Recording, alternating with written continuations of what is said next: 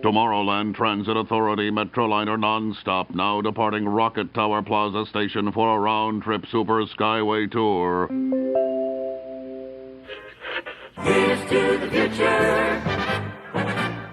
Here's to the future and you. Please stand clear of the doors. Por favor, manténganse alejado de las puertas. Let's listen to the land we all love. Nature's plan will shine above. Listen to the land. Listen to the land.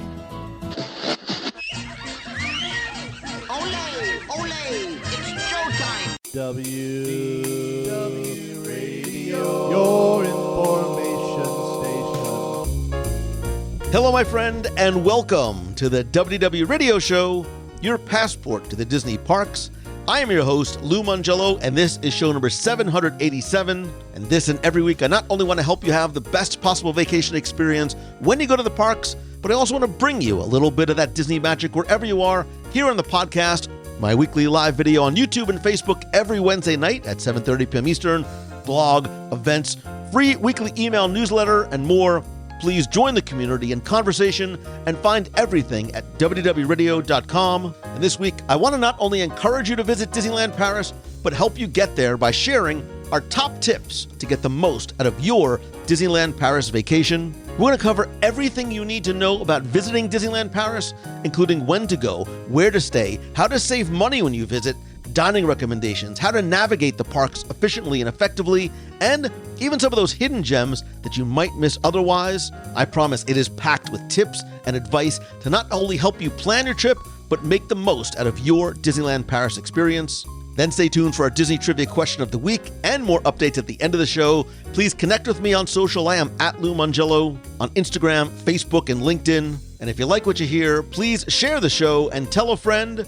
So sit back, relax, and enjoy this week's episode of the WDW Radio Show.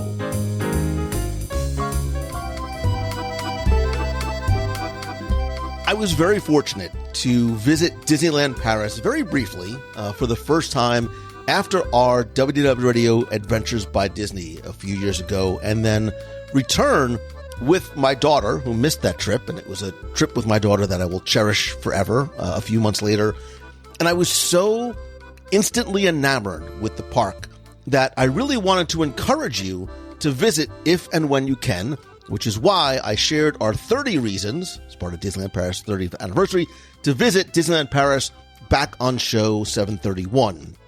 And after our recent WDW Radio group Adventures by Disney to London and Paris, I had the opportunity to spend a few days in the park and at the Disneyland Hotel, more on that later, after the Adventures by Disney. And I came back more in love with this park than ever. Is it the most beautiful of the Magic Kingdoms? Maybe.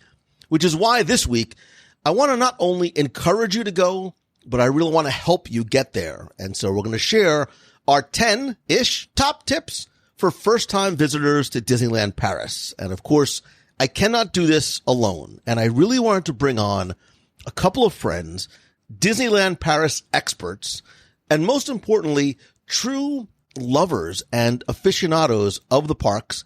They are Jeff Lang from Jeff Lang DVD and Denise Prescott from mousesteps.com. My friends, welcome back to the show.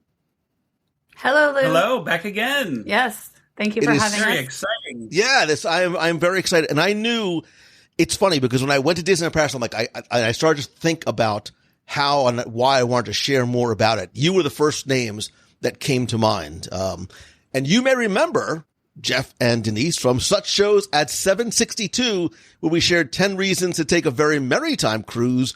But this is really in your wheelhouse. I don't think I know anyone who knows and loves the Disneyland Paris parks and resorts the way you do. So very quickly, just share when you started visiting and what I mean when I say just how much you love these parks in terms of how often you go, how long you go for, etc.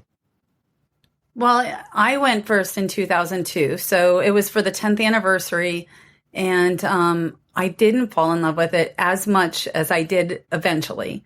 At that time, there were challenges sometimes that it was going through. But over the years, like when Jeff started, and I went after that also a couple more times.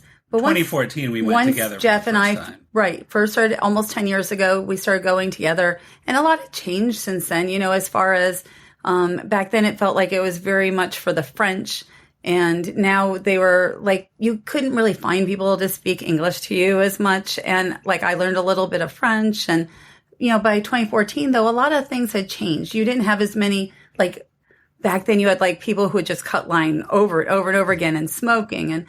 But, a lot, again, it really has evolved. And so in 2014 we went and it was such a great time. And like last year we spent about 2 months there.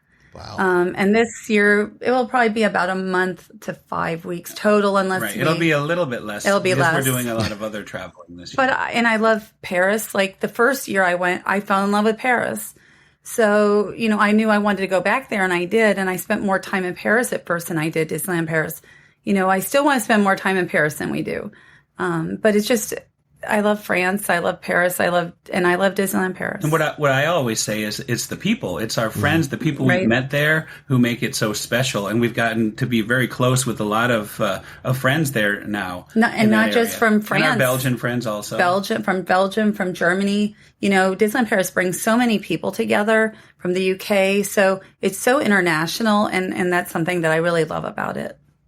And so when you come back and we see each other, if I ever go like to an event and if I get, invited to a media event and you're not there, like we just know that you're in Paris. Like we just, well, if you're not there, that's where you must be. And you come back and you speak. That was not the case yesterday. So people can kind of tell we're both getting over a little colds here. So we were supposed to be at an event with Mr. Lou, but we did not show up. Right. But I was going to say the Swan and Dolphin, he'll be like, can you make this event or will you be in Paris? Yeah, so true. like he'll ask that's a very good point. That's what everyone assumes. And I love that. I love that people assume that I will be there. If we had more money, we'd be there a lot more often than we are. They should assume that. They should. Lou's correct. So what is it, right? What is it about Disneyland Paris for you that makes it so special? Look, we have Walt Disney World in our backyards. It's our home park. It's huge, right? It's so vast and there's so many different aspects to it. But there is something, I think, remarkable about Disneyland Paris. So what is it for you? What's that like one thing that makes it remarkable for you that makes you keep going back and for such a long period of time? The entertainment. I think that above all Disney parks, I think Disneyland Paris excels in entertainment. They have so many different shows, and they used to be pre-pandemic. They would have like the Lion King Festival, the Pirates and whole festivals. Right, they would have all these festivals. So I really fell in love with that, and they don't have quite that right now. But you've got Halloween, which they do a really nice job with. They do. They have the Pixar show. They have Mickey and the Magician. Right, they have all sorts of right. And they just started, Alice and the Queen of Hearts back to Wonderland. And they really put themselves out there and do some really unique things with their shows. And there's just so much of it. Right. The Lion King show I think at the Disneyland Park is the phenomenal. Best. It's a very adult show for a Disney audience. It's Broadway quality. Like it's a Broadway quality show. Right. Yeah. The entertainment there to me is superior to anywhere. By the way, Lou, did you get a chance to see the Alice show when you were just recently there? I did. It's on my list. I liked it. I thought it was so different, so unique that it made my list of like a reason to go and something that you have to do when you visit there, because it's unlike anything that we have here in Walt Disney World. It's unlike any other show that I've seen anywhere else. And the outcome is not guaranteed. You never know who's going to win that little challenge. And there's so many live performers, they really put so many performers on that stage. And the Queen of Hearts singing was phenomenal, right? So we haven't seen it in person yet, but I can't wait to. So many times, I can't wait. Otherwise. And it's interesting that you say, all right, well, we could talk about it now for a second. It's interesting you say that now because I think like so many things, I think video is, and what you do, Jeff, especially like you for decades, you've been doing video and you help to introduce people to an experience. You, help them sort of understand what it is, give them an introduction to it, get them excited for it. But I think the Alice in Wonderland show is so grand in terms of scale and scope that even trying to capture it on video or even being there on person is difficult because there's so much going on in such, it's like almost 180 degrees that utilization of the stage. So very quickly, like for context, it's a new show that debuted near the end of May. It's relatively new, 2024. It's going to run until September 29th, and it is not just sort of a fresh twist to the Alice in Wonderland story with a lot of very dynamic performances that are integrating a lot of different mediums and musical styles, but it sort of picks up where the animated film leaves off, and it's kind of a new adventure where Alice and the Queen of Hearts sort of face off in this like tea party that turns into a musical battle that has a lot of, I think there's 5 original songs, but more importantly, it's live performances with 6 singers, 4 musicians, and a lot of like unique instruments. Like there's a guitar and different percussion sets. And while this is going on, there's acrobatics and stunts and BMX bikes and trampoline acts. Like it is a very dynamic, kinetic audio and visual performance in the theater that I guess was where their versions of Lights, Motors, Action once was. Right. So to give you a sense of just how big the stage is, it's not like going to see Lion King or something like that. Like it is a very impressive stage. I think it's like 70 meters long, and there's a lot that has gone into this show. And like you said, Jeff, the outcome is not determined. It is very interactive. Like the audience very much is a part of the show in terms of things that you are asked to do, and then sort of vote at the end in terms of who you want to win. And to me, like the Queen of Hearts reminds me of like Ann Wilson from, Heart, like from the old musical group there. Pardon me. Sorry. Yeah. And it's this wonderful sort of comparison and contrasting of musical styles, right? Alice is like happy pop music, and Queen of Hearts is like harder classic rock type of stuff. And again, when each one is performing, it's not just a change in the music styles, but in everything that's sort of going on around them on stage. It's very impressive. I saw it twice. I saw an abbreviated show in the rain, but it still was very, very impressive. I really, really enjoyed it. Yeah, and Queen of Hearts seems to win most of the time. And I like how the Cheshire Cat keeps popping up. Yeah, and the utilization of the screens behind them too is fantastic. So, but again, that's just part of it, because I really want this to be and look at this sort of a first timer's point of view, because I think going overseas, especially for some people, is scary, or it could be intimidating. And I want to only help sort of allay those fears, but I think help give confidence to visit Disneyland Paris. And I've been getting a lot more questions about Disneyland Paris. So I want to read one that's really sort of embodies a lot of the questions I've got. So Lauren Wiles emailed and says, I just booked an August 2024 trip to Disneyland Paris. I'm so excited. This is for you, Lauren, because it's perfect timing. To prepare, I just listened to your 2-part episode about Disneyland Paris and a listener episode about it as well. I've already booked Waltz, Pim's, Agrabah, and Remy's to eat. We're going for 3 days, 4 nights. And for the 2 full days, we have the Premier Fast Pass thing. You are doing it right. I know you're all going back. I'm hoping for an episode about it, but I need any and all tips you can give me, things to eat, rides not to miss, and things that maybe I should skip. And for context, I've been to Disneyland 3 times. I'm an annual pass holder at Walt Disney World. I've been there hundreds of times. It's my very first international park. I'm so excited. I love the show. I feel like I'm listening to friends talk about my favorite things, Disney and food, and hope to be able to join y'all on a group trip one day. Thanks for all you do, Lauren. I think, like I said, I think there's a lot of people in that same boat for you, which is why I wanted to invite Denise and Jeff to come on and talk about some of the tips that we have to help you and others as first timers not just feel more comfortable, but navigate the park like an expert, so you really can sort of maximize and enhance your experience as much as possible. So, Denise, I think maybe the first thing that we can start and talk about, just to sort of get the conversation going, is getting there. I think getting there And one of the things I love about Disneyland Paris is it's very accessible, right? Getting there is easy. It is half the fun. Let's talk a little about the process of going to Disneyland Paris and any tips that you might have in terms of getting from here to there. We'll talk specifically about, where to stay and when to go, but just getting there itself. What are sort of some of the tips that you might have? So getting there, I think, to me, Charles de Gaulle is a bit of a challenging airport. And so I think it's good to know ahead of time, to have your plan in place about getting through there. Or, maybe you're going to do a London. To me, coming through London is a lot easier coming through the Eurostar and everything. But we haven't done that in a while, though. No, not in a while. You weren't here. I wasn't here. So, but anyway, to get into Charles de Gaulle, like maybe it used to be you might have Super Shuttle, you might have, there were more ways to get to the resort than there are now.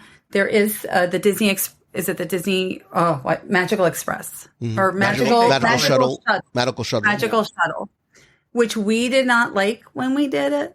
Martin and Michelle have liked it, but we did it once and we're not thrilled with it. We just will get an Uber or something. Yeah, we're very happy with the Ubers there. But to me, and the one thing I told Jeff before we went to Europe for the first time, I said, it's not really that different to go to Europe than it is to go to California. It is different, but it isn't that different.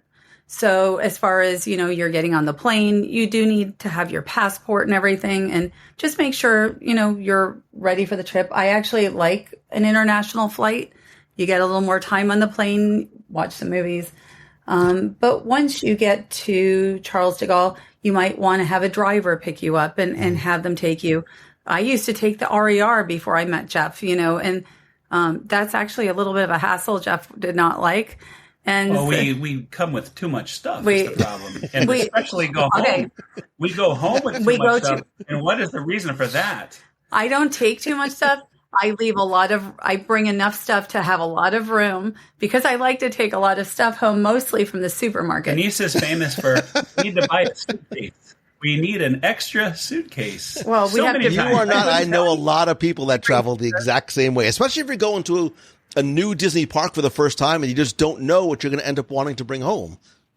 This is not for Disney. None of it's Disney. A little bit's Disney. A little bit's Disney. Most of it's a supermarket because there's stuff that I love to bring, soaps and all that, and snacks and stuff. So there's things that I like when we go there, and I like there's a supermarket called Auchan at. It's so big, I love it. And Denise is an Auchan member. She's a big fan. You're going off on a tangent. Yes. We bring that beer that you can't get here. Like we'll bring beers back that we can't get for him. Well, here. I think it's important. Look, if you're going to Disneyland Paris, there's a good chance, or hopefully you have the time and the ability to visit Paris proper, right? While you're there. I mean, look, if you've made the trip across the pond, Paris is a beautiful, I think very easily navigable and city that should not be missed. It's spectacularly beautiful, and there's a lot to see and do there. If you could ever do an Adventures by Disney, I think they do an amazing job. But to your point, getting there it's not as scary as I think some people look. There's a lot of direct flights to Paris, to Charles de Gaulle. I think New York, LA, Atlanta all have nonstop flights. There's a lot of easy connecting flights. I think on the way there, we connected through London. On the way back, we connected through JFK. And Charles de Gaulle is about 22 miles from Disneyland Paris. So you do have different options, whether you do an Uber or a private car. There's the RER, right, and the TGV. Like there's two different trains. But what I love is you can take the train directly from the airport.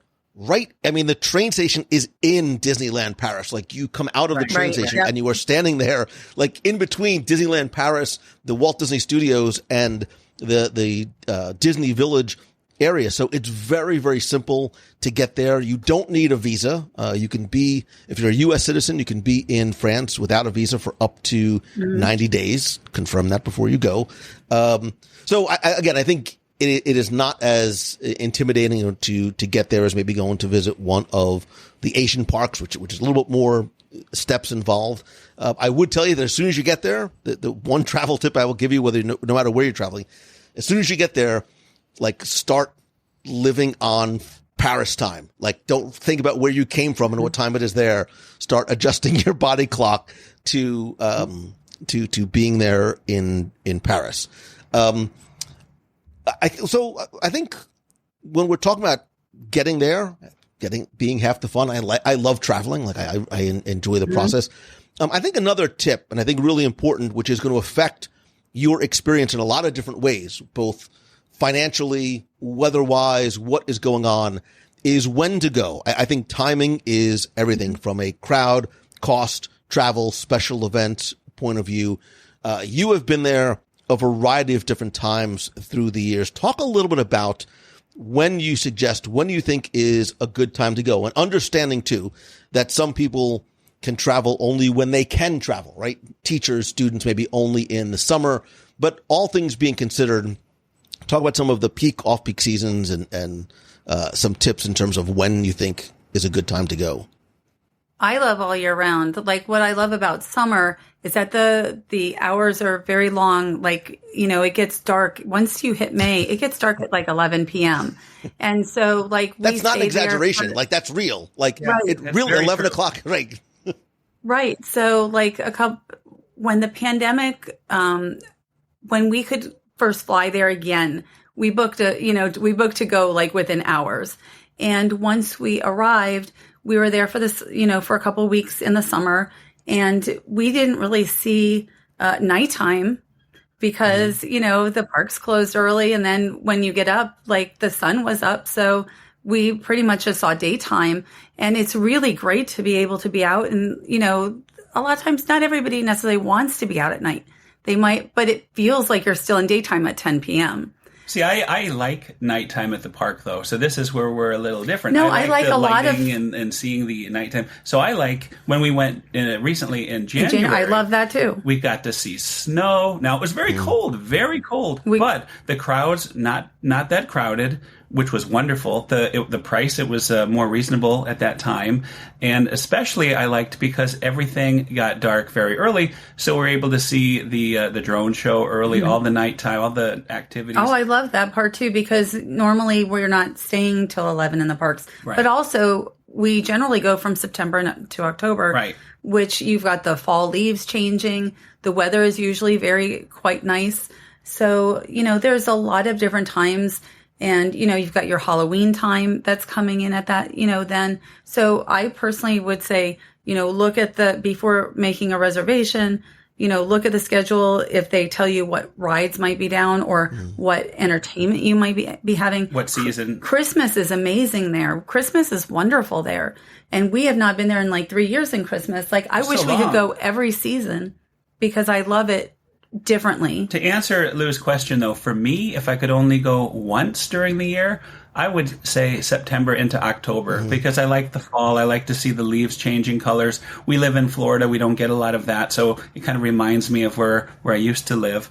And it's just a beautiful, beautiful time of the year. And there's Halloween. But I like all of these equally. I like to be out.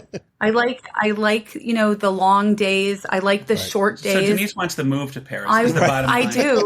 I do. And I want to go more often. Like, so I don't know how you can choose just one time of year. Right. There's no bad luck. time. Right. I mean, it's hard. There are some peak and off-peak seasons. Again, whatever your travel schedule dictates, mid-January through mid-March, and then that sweet spot, mid-September through mid-October really sort of helps you avoid some of the busy summer crowds. I think the one thing too, you should think about too, whenever you travel to any of the overseas parks is, our holidays and school holidays and federal holidays are different. So look into potentially what some of the French school holidays and some of the major European holidays might be, because those could significantly increase the crowd sizes. And also these things affect cost. Travel during the off-peak seasons not only reduces crowd levels, but also results in lower accommodation and lower flight costs. So if you have flexibility when you're searching, you can use some of those flexible date tools to see when you can get the best deals, special offers, packages, things like that. This is where having a travel agent like from Mouse Fan Travel could help you find some of those sweet spots in the calendar. And too, like you said, Jeff, weather. We come to Florida and it just seems like it's hot all year round, except for like 2 weeks in January. So, looking at the weather considerations and special events, we'll talk about this a little bit more too. I would love to go to Disneyland Paris during the holidays. I want to see the castle and the blanket of snow over that area and just see and feel what it's like to have Christmas celebrated there versus, seeing what it's like, how we celebrate here in Walt Disney World and in Disneyland. And we've discovered a sweet spot for that for the holidays, and that would be Thanksgiving week. Because we've gone twice, 2 different times on Thanksgiving week, not at all busy. Of course, they don't think, there is no Thanksgiving there.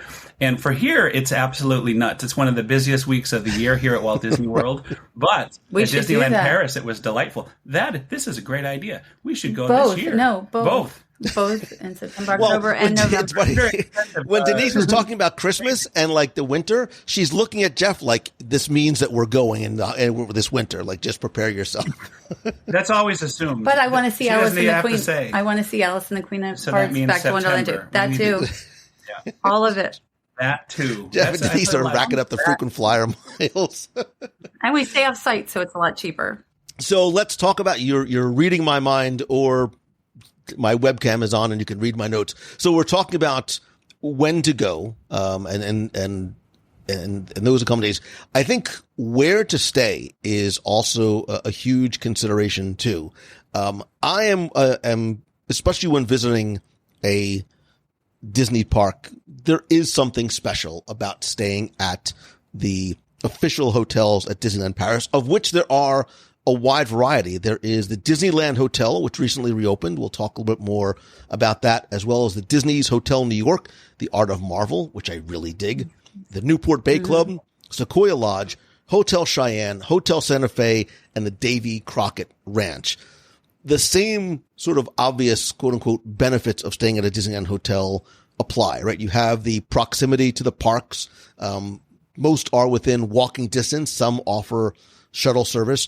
You do also get things like the extra magic hour time. You get that early park entries before the opening time, but it is the theming. It is the 24/7 immersion in the Disney storytelling, which I really enjoy. Some of the hotels have exclusive restaurants, which within Disneyland Hotel is one of them.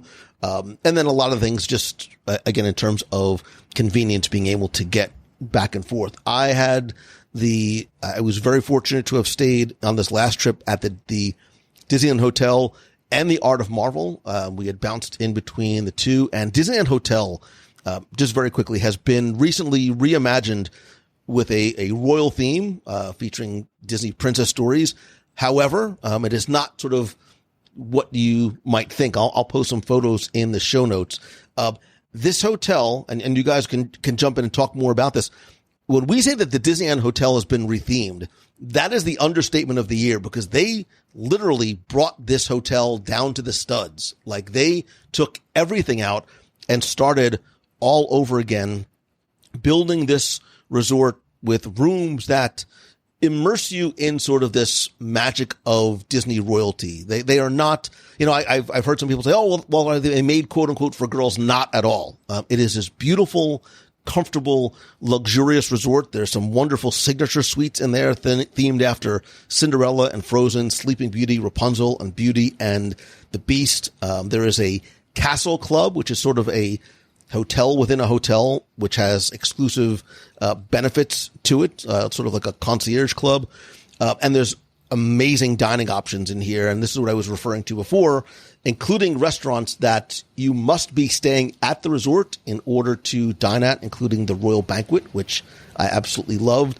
So just very quickly, I want to hear your thoughts, Jeff and Denise, about have you seen the new Disneyland Hotel? Where have you stayed, and your thoughts in terms of tips for first timers as where you recommend staying? You did mention staying off-site as an option as well. Well, we stayed at the Disneyland Hotel for one night. That was opening night. But I just want to mention first, there's, to me, one major reason to stay on site, And that's if people really want to stay there. And that's because it will guarantee you entry into the parks, because that is the one thing that staying off site will not do. And we have annual passes, unless, I mean, if you have a ticket that will get you in, right. Like our annual passes, we can get up to 3 reservations at one time. And we should mention annual passes, not a bad option, even if you don't live in that area. But it's not as good an option as it used to be. No, So, nothing is. But you do get to get into the park early. Right. So Denise, talk about the guaranteed access, right? So what do you mean? Are there times when it's very crowded that if you're not staying there, you cannot get access to the park?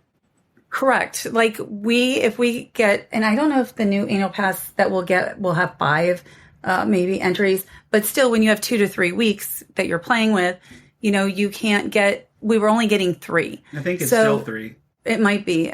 So like getting in on weekends can be tricky and such. So if you're there for a couple of weeks, it doesn't matter as much. But if you're there just for a few days and you're there over a weekend, you want to make sure that whatever, I don't know quite how the tickets work for reservations, but like with an annual pass, we could be like, okay, well, we've got our weekend. But if you are on property, we get early entry just like those staying on property do. But if you're on property, you do get to go to the park. Like no matter what, you're able to go to the park. Right. And that's, to me, the biggest thing about staying on property. But there's reasons not to stay at some of the hotels. Also, like during the summer, Cheyenne and Santa Fe, I don't believe have air conditioning. So if it's like in the 90s out, our offsite hotel has air conditioning, it has a beautiful pool, so. Especially this year with the heat wave there in Europe. Well, I don't know if they have a heat wave, it's a little bit harder. Like you want to stay, I like the Newport. Mm-hmm. We stayed at the Disneyland Hotel for the first night, and also our friends stayed there for a night, and we were there with them. And then we also like Art of Marvel. Art of Marvel is a fantastic redo, to me, better than the Disneyland Hotel. Yeah, I think just really sleek, good dining. Yeah, they're very different experiences. Disneyland Hotel, I think, is a little bit more elevated. And to be clear, Disneyland Hotel is the entrance to the park. It's not close to the entrance. Like you walk downstairs and you walk out into the park. There's actually exclusive access in the mornings from Disneyland Hotel if you are staying there, so you can avoid some of the long lines. If you're staying on property, can't you also book certain activities and make dining reservations in advance of folks who are not? So right. So it's a great way to make sure you can secure spots at some of the more popular restaurants and experiences too. We find that most restaurants, at least when we go, we can get 2 months out, which is our time, except for Downtown Restaurant. And that's in the Art of Marvel, which is one of our favorites. It's a buffet and it's not a big restaurant and it's very popular. I love Downtown. Usually you can get Pim and everything else. Right. Actually, Downtown's great. Actually, Royal Banquet now, just very recently, is allowing anyone to make reservations. That's new. That's a new change then? Yeah. Right. It's very new. It is new within the last week. Yeah. I think Royal Banquet is spectacular. I like buffets. I like being able to go and sort of make my own meal. I remember when we went there for dinner the first night, and I walked in, and I'm not sure if you heard the same thing I did, because I heard the angels sing. I looked over, and there's literally a tower. I know they're not technically lobsters. They're langoustines. There's a tower of lobsters split in half, sitting there just for the taking. If that happened here in the States, it would be like the rushes you see at like Golden Corral. It was, and they'll take the lobster out and like dress it for you. I'm like, this is heaven. The food was great. I have not had that. That must be well, we need to go back then. I'm feeling that we need to do a supplemental show and go back. Well, we could do it live from Disneyland Paris together. How much fun would that be? I love that idea. I'm in. That's a great idea. And I agree with you about I'm a huge Marvel fan. If you look behind me, you know me. I'm a huge Marvel fan. I love the theming and art of Marvel because it's not like, I don't know how to, when you think it's a Marvel themed restaurant, it's not like a gaudy comic book. It's very elegant, very Art Deco New York in the 1920s, which took the old theming of the hotel and just sort of sprinkled a little Marvel on top. So when you're talking about like the downtown buffet, it's this beautiful sort of elegant 1920s but very casual restaurant, but there is hand-drawn Marvel art on not just the walls, but on your placemat, which you're going to want to take home as a souvenir. And we really liked, for both breakfast and dinner, we really liked the buffets at downtown. I will say that if they had made maybe why can't I think of the hotel, the Star Wars hotel here? Galactic Star Cruiser. Galactic Star Cruiser. If they had made it more like that, where they made it into a hotel, a regular hotel experience that was so sleek and Star Wars, and then added in the entertainment component as well, and maybe made it exclusive, I think that would have been a really nice experience, and had the pool and had all the comforts of having a hotel, but maybe then added the entertainment. I just think that the Art of Marvel is the best, really, it's certainly at Disneyland Paris as far as theming, and maybe among the Disney hotels as far as they went all in. I think it's also a great they really went all in. Balance, Denise, too, of location, budget, theming. Right, Disneyland Hotel, obviously you're going to pay a premium for because of where it is and it's brand new. But I think Art of Marvel, which is a 7-minute walk, 10-minute walk max between you walking out of your room and getting to the gates of Disneyland or the Disney Studios Park. You walk through the Disney Village, which is also very nice. So it is that sort of great balance of price, location, and theming. And oh, by the way, if you've ever been on the Dream or the Fantasy on Disney Cruise Line, they have their own version of the Skyline bar with a little bit of a superhero twist. It's a very sort of really nice, elegant, sort of relaxing place to go to at the end of the night after a long. And their drinks are very inventive. Like their drinks are also, I think, tops on property. Yeah. I don't know if you had it at the Skyline. Yeah, I thought they more so than at the Disneyland Hotel. Oh, absolutely. Really, really well done. Yeah, and again, this is where doing your research, more importantly, having a travel agent. I'm going to talk about Mouse Fan Travel again. They are the ones that booked our trip, and those are the ones they'll be able to help you find some of those deals, answer some of those questions, see if there's any offers or packages. Because a lot of times you can find great packages when you go over to Disneyland Paris too, with park tickets and dining plans and other perks, often at a reduced rate compared to booking them separately.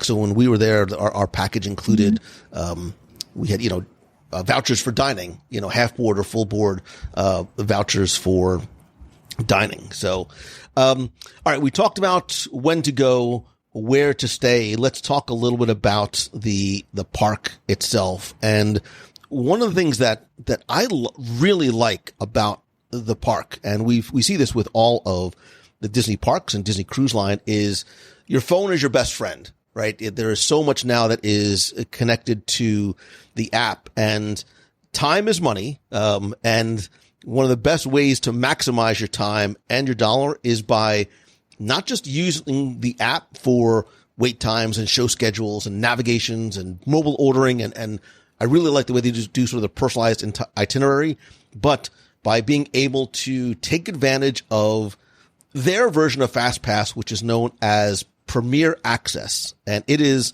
their version of the paid service that allows you to skip some of the regular lines for the most popular attractions. They do it. There's no Lightning Lane and Genie Plus. There's basically two options. There's Premier Access 1 and Premier Access Ultimate. And Premier Access 1 lets you pay to skip the line for individual attractions. So you purchase access to one attraction at a time, and prices will vary based on rides and demand from about $5 to $18 5 to 18 euros, which is about maybe, it's not that far off from dollars per attraction. That will vary due to popularity, and you do it right in your app. So you can purchase it right there. You'll get a QR code and then you scan it at the entrance. If you want to buy Premier Access Ultimate, it's one-time access to almost all the attractions with Premier Access without being tied to specific time slots. So you can visit each eligible attraction at once during the day. And this runs, it's obviously more expensive. It runs about 90 to 190 euros, depending on the day and demand, which is why. So if you're able to travel midweek, off season, it's going to be closer to 90 euros, where if you're going closer to Christmas, you might be around 190.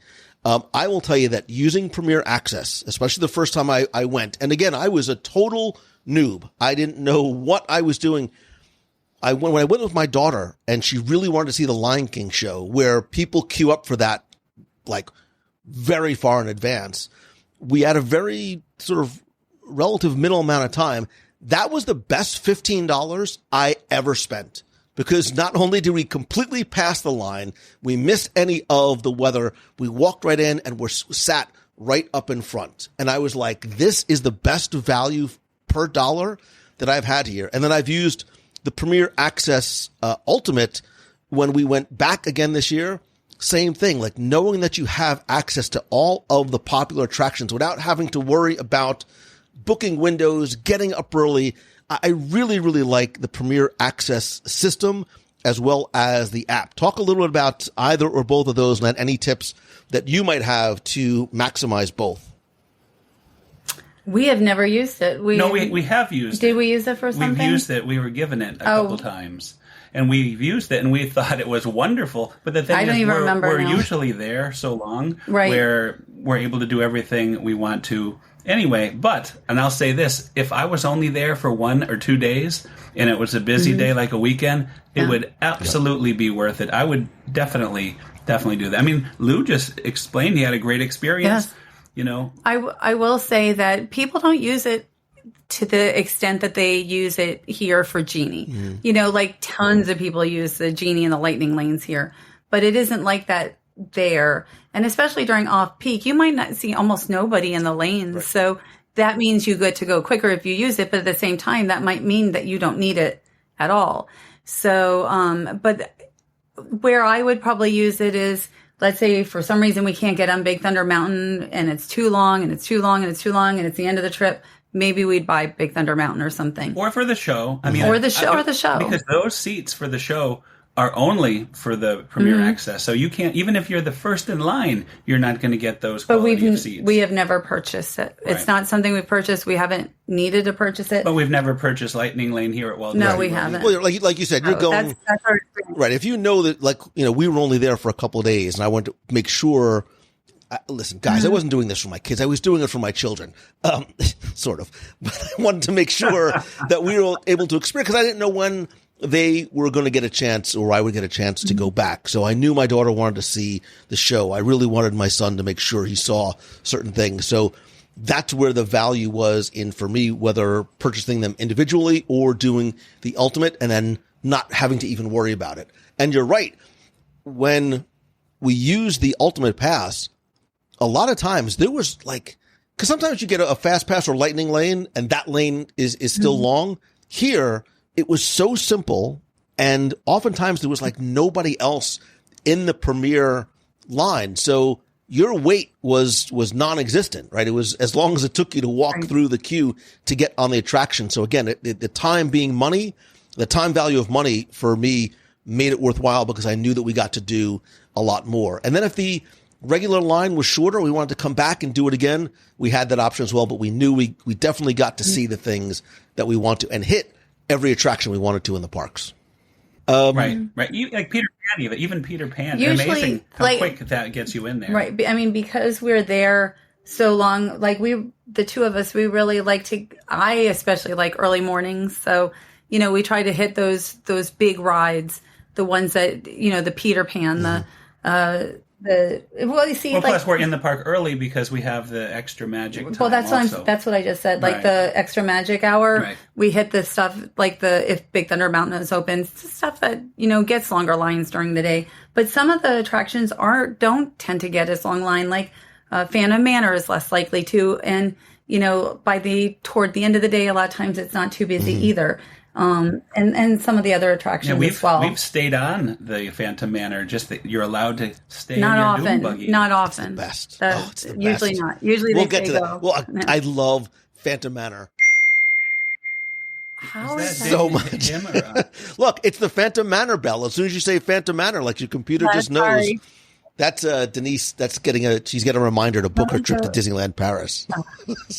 I put it on focus. Okay, go ahead. You need to do something. And Big Thunder. But we'll talk about the attraction specifically. But the Big Thunder there is so good, like so good. Is it the best Big Thunder? It's the best. Is it the best Big Thunder? Absolutely.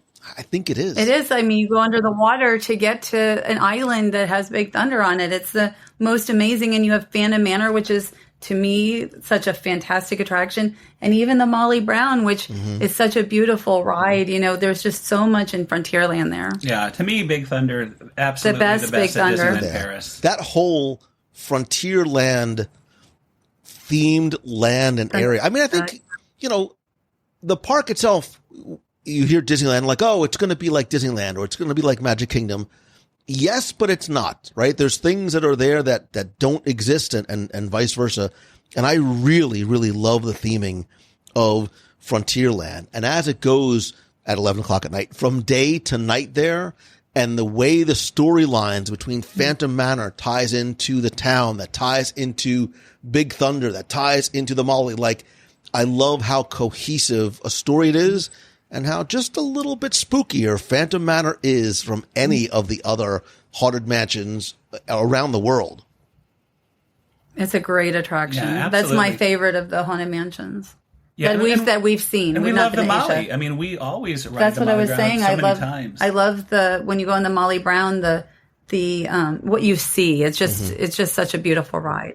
And again, the story that's told and the way it all connects, and it's that slow, leisurely. The Thunder Mesa. Yeah, it's gorgeous there. Really amazing. So we've talked about when to go, where to stay. We'll talk a little bit more, I think, about some of the other things that we recommend to do. Let's talk about where to eat in the parks. And you might be saying, Lou, it took you long enough to talk about the food in the parks. Dining in Disneyland Paris, I find to be a little bit different than, at least for me, and I haven't been to some of the Asian parks in a long time. It's a little bit different because most of the restaurants are prefix menus. You pay a single price and then you choose a selection from the menu options that are there, or they are buffets, or they are some of the quick service locations there.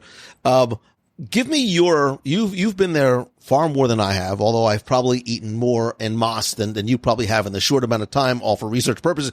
Give me some of your top tips and places to eat and recommendations to maximize your dining experience when you go to Disneyland Paris. Rosalie. Brasserie Rosalie in Disney Village, which opened last December, by far, to me, is by far more outstanding than anything that Disneyland Paris offers. How many Rosalies did we do? Like 7 times in 2 weeks. Right. And we used to eat at the parks all the time, but Rosalie is just so wonderful. And we ate a lot more outside. And so just explain. So Rosalie is a it's not owned by Disneyland Paris, right? And it lives in Disney Village, correct? Actually very close, within like a stone's throw from the Art of Marvel. Yeah. So what is it? So what is Rosalie and what makes what makes it so special? It's a brasserie. It is, the company, it's the Bertrand Company. They also do the Royal Pub, which is, to me, just very average across the way. But they also have, they run Angelina, which is a very famous tea house in Paris and many other places. But the food, Jeff had a full lobster. And, I just had some of the most amazing food that I have ever had on Disneyland Paris property, including desserts. And Disneyland Paris has scaled back so much their menus, and the Brasserie Rosalie has a really nice menu. The food has changed some. They seem to be experimenting, and probably seasonality goes with it. But just from the service, the food, the prices, the menu, and you don't have to do a fixed menu or anything. And the atmosphere as well. Now, I love the atmosphere. I would always recommend Waltz. If you're going to go to Disneyland Paris, and if you've never been, you have to go to Waltz. You want to ask for a table overlooking Main Street if you can get that. The food has become much less exciting there. They used to have where you get a fillet. You used to be able to get really great, it doesn't have to be really great food, but really good food, good cuts of beef. And you don't really see the good cuts of beef on property almost anywhere anymore. Like you can't go to Remy, Bistro Chez Remy and get a filet anymore. You can't go to Waltz and get a filet anymore. Very limited menus. Very limited. Sadly, for the the specialty restaurants. But I think Brasserie Rosalie had some really nice, really nice variety of items. Now I have to say, downtown is a tremendous buffet. We love downtown, and Pim is nice, right? And Pim Taste Kitchen. Cowboy Cookout Cowboy Cookout is a go-to for us for barbecue chicken. Absolutely. At Disneyland Paris, because we don't get enough of that here in the U.S. Yeah, if you were going to dine at Disneyland Paris and you're going to go to one of these quick places, we would always recommend first the Cowboy Cookout. I like Annette's in Disney Village a lot for a burger.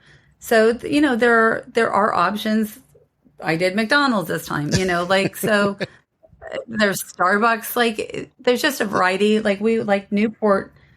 Newport has that buffet. I can't think of the name. Cape Cod. Is it Cape Cod? Cape Cod. Right. I think. No, that's what I just said. Yeah, that would be my number 2. That's a wonderful. We really restaurant. enjoyed that. Love that. And in the summer, the Hotel Cheyenne has barbecue. They barbecue outside. So, I would like to go there for that. And we also enjoy Davy Crockett Ranch. And let's not forget about Lumiere at Disneyland Hotel, which is a very nice, character experience with that was nice. A nice menu. And, of course, as Lou already talked about the before, Royal Banquet was nice. Yeah. But expensive. Twice. Those are expensive. I mean, it's €100 for the Royal Banquet. And $120 for Lumiere. And plus drinks and everything. Right. And so, to me, that's sort of a one and done usually for both of those. Yeah, so those are some of the options. So I'm on board with you. So I'll sort of go backwards. We talked about the buffet. We forgot to mention that it is a character buffet, and the character spent a lot of time at every single table. We had sort of, we had a very long, luxurious breakfast and dinner, and the characters for dinner would come back oftentimes more than once. Really, really loved the interactions with them. You mentioned the Brasserie Rosalie. Just quick sort of translation.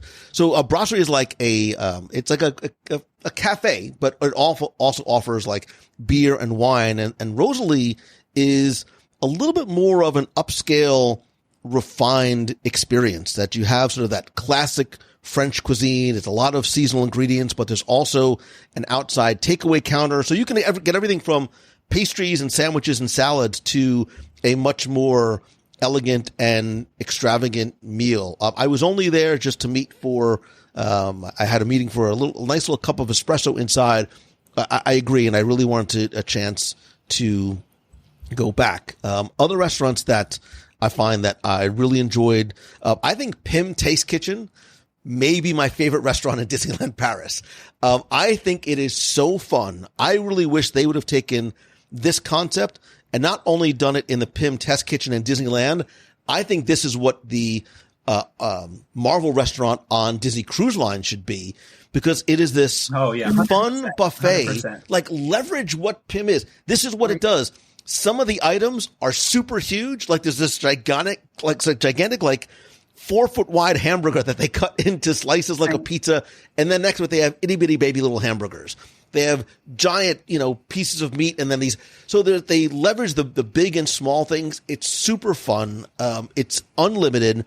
There's a wide spectrum of flavors. They have an amazing jambalaya, but they also have great Italian food and great French food and healthy food and things called salads.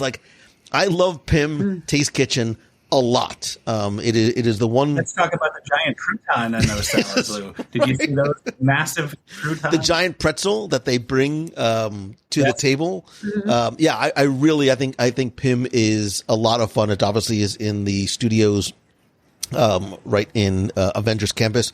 For the first time, and I'm going to apologize in advance for all of my bad French pronunciations. Auberge de Cendrillon, the Cinderella themed restaurant, which is right in Fantasyland. Again, it was prefix.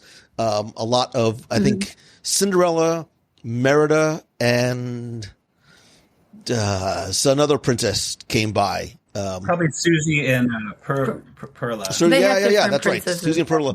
But I think it's a fun experience. The food was actually really, really good. I agree with you about Waltz, and I think when you go to Waltz, you get Waltz chili. You get, there's a few other things on the menu that I like.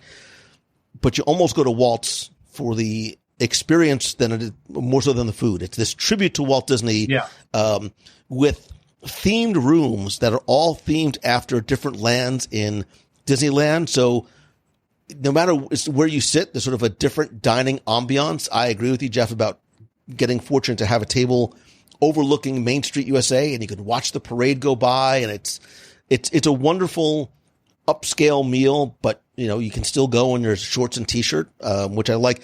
I've always felt like I feel happy when I go to Walt's. Like there's something comfortable about Walt's chili. There's something that just I just enjoy the theming. We went to Captain Jack's, the Restaurant des Pirates, which is probably the worst pronunciation, but it's inside, like Blue Bayou. It's inside Pirates of the Caribbean with a lot of Caribbean-inspired dishes. There was maybe 6 or 7 of us who were there, all ordered something different on the menu. So we got to sort of try a little bit of everything. Really liked the spectrum of flavors that we had there. I've eaten at Plaza Gardens, which has a great character buffet on Main Street USA. And one of the days that I was by myself just doing some research, I ate at the Last Chance Cafe, which had like a very unique menu. It had like these pork egg rolls, and it had this chicken with caramel sauce and Cantonese style rice in the middle of Frontierland. It was delicious. And I sat outside in a covered area. It was drizzling just a little bit, and I had a wonderful view of the riverboat and Big Thunder and Phantom Manor off in the distance. I'm like, this is a nice afternoon in the park that I really enjoyed. Yeah, we've sat in those seats many times. I know exactly what you're talking about, and they are changing up those menus. They are changing a lot of the menus, so that is new. They had turkey legs and ice cream bars were not too long ago on that menu. And have you eaten at Bistro Chez Remy in the Studios Park? Yes. Yes. Many times. Yeah. So in terms of theme, again, it's a prefix menu, but in terms of theming, you walk in and you're instantly shrunk down to the size of a Remy. I don't want to say like you're the size, but you're the size. Menu is great. The menu is great. I mean, not the menu. Sorry. The menu is not great. Yeah, the theming. The theming is amazing. Very similar to Walt's. Like they used to be for dining. It was actually really, really good. They used to have a lot more choices, just like everybody else. Like now, it's like you get a slab of meat, like just like it used to be a fillet. Like you could upscale. Right, you could do different menus, but the food is still pretty good. But just like Walt's, I think if you're going to the studios, that is a place. It is a good place to go. The place to dine for me is Bistro Chez Remy. But I also like their gourmand offerings. Like when they have Livre Gourmand for winter, and they also have Le Rendezvous. Those gourmand. are the little food booths, like people might know that, sort of like at Epcot, the festival. Like they're almost like a Christmas market outside. Yeah. Yes, right, and exactly. it's really nice and generally very reasonably priced. And they now have those in Fantasyland. Yeah, I don't know if they were there when we were there, but those little chalets in Fantasyland, they have some nice little, like there's a duck crepe that I've had before that's quite nice for reasonable. I think like €5 or €6. I put in the work, Jeff. I stopped at a couple of those. There was there was one that was like a mac and cheese, and we sampled a few other ones. And you're right, it's great because it's super easy. It's just a few euros. So it does almost feel like a little super tiny mini festival right in the middle of Fantasyland or over by Remy. What about snacks? Any sort of standout, can't miss Disneyland Paris snacks for you? There's not a lot, but the ice cream at the Mad Hatter's Refreshments in Fantasyland is such a that would be the ice number. Cream. That would be my number one. The wonderful ice the cream. The Disney Adorable Sundae. Like I love that. I just think that's a really nice January. Stuff. We did. We had ice cream. No. I don't think. Okay, there was still some snow, but it wasn't a slush. too more like slush. There was slush on the ground. It wasn't too bad. But we really like the ice cream there. Disneyland Paris is just not known as much for its snacks, but there's little places, and then also like Starbucks has stuff. You can get macarons at McDonald's. Right. Rosalie to me has some of the best desserts, but like to me, Mad Hatter's Refreshments, like to me, that's a place to go all the time. Agreed. Yeah, I was curious as to your answer because nothing like really stuck out. And I'm like, I wonder if I'm missing something. And I tried a few different things. Like I did there's a on Main Street, you can get a croque monsieur for about $7. It's basically a ham and cheese toasted sandwich, which is a great savory option. Throughout Disneyland Park, you'll find that a lot of the quick snack locations have like crepes and galettes, like savory crepes. Like there's a duck and like elemental cheese galette, like right in the middle of Frontierland. My favorite. I've had that a number of times. And that's at those booths. Yeah. And I think like those booths, again, are really a nice place to stop for snacks, or like to me better than a lot of the restaurants, or, you know, they have the seasonal. Remember, we got the little Yoda, right? The baby Yoda cookie or whatever. Yeah, right. So sometimes they'll have seasonal items. Oh, Victoria's at so at the end of Main Street, you have the Victoria's that used to be the home style restaurant, and it is no longer really a home style restaurant. It's more of almost like a bar-ish. It looks like the Plaza restaurant here at Walt Disney World. It's pretty small, but you can get like for the summer, you can get specialty milkshakes. They all have crazy stuff on them, like a donut or a brownie on it. And then in the winter, maybe you can get other items as well, like I'm trying to think waffles. They have waffles. A menu of different waffles, including a salmon waffle, which I've tried before. But they could change. Like, so they have more savory items toward the winter and more sweet items in the summer. And also they have a selection of like beer and wine, and we have not been there in quite some time. And Disneyland Paris does offer a Dole Whip, but it's different than the Dole Whips that we're used to if they here. Have it. Yeah, right. They often don't have it, and it's not, honestly, it's not quite as not the same. Good as what we're used to. You can also find, and I think, you know, when in France, you do as the French do, you can find different sort of themed macarons in a number of different locations, including the Main Street McDonald's. Bakery, which are like $2. Yeah, and McDonald's. So one night we were like, it was just wet and we were exhausted and everybody was sort of sleeping, and I said, what do you guys want? And they said a Royale with cheese. So I'm like, all right, I'll be the dad. I went out to McDonald's, which is right in Disney Village, very close. Yeah. Of course, as soon as I get there, it starts to pour. Like, not just rain, like end of days, like pour. So I was such like the American tourist dad. I'm walking with this wet bag of McDonald's food. Like the bag breaks, my drinks fall everywhere. Like I was like, oh, look at that poor stupid Americanist food. But we brought it back to the Disneyland Hotel and had, you know, a little bed buffet of McDonald's, because they do have some unique items. You have to try some of the different types of not just burgers, but like fish sandwiches and chicken and things like that. So, and you're right, they do have, they have great macarons. You missed an opportunity. You should have had your family come to the lobby and break out all that McDonald's food and had a nice meal. They would have loved that. I'm sure. And then, to me, that's one downside about the Disneyland Hotel is it doesn't offer anything like no that. Quick, no There's fast, nothing for like nothing like that. Well, so if you go to the Fleur de Luce bar, you can get something quick, very expensive, but very expensive, but not really for kids. Not like a burger or something like that. So, but Starbucks actually has tons of really nice treats, and also Krispy Kreme has opened at the Marne La Vallée train station. So if you're looking for a donut, they do have some specialty donuts right now at Disneyland Paris. Another option is Uber Eats. We've ordered Uber Eats to the Disneyland Hotel also. We did do that. Wow. So, I mean, there are options. There are a ton of options. You're right. And Disney Village right now, like the Studios Park, is undergoing a transformation. There's a lot going on, which I understand if you go right now, it might be frustrating, but that means that there are really, really good things to come, right? And they take time. So, but Disneyland, I know, Disney Village has some great, easy, very accessible, places to go. I just, we're talking about so much, we haven't even really talked about any of the attractions. Give me, for those attractions that either are exclusive to Disneyland Paris or unique in terms of being slightly different, what are for you the must-see Disneyland Paris attractions, or do you think are better in Disneyland Paris, or any tips that you want to share for first-timers who might be going? I just want to mention the arcades. You need to go through the arcades on Main Street because they're so beautiful and they're like an attraction unto themselves. I wish we had them here, to get into shops when it's raining and everything, but as far as attractions, Phantom Manor is in my top 3. Big Thunder Mountain's probably in my top 3. Pirates.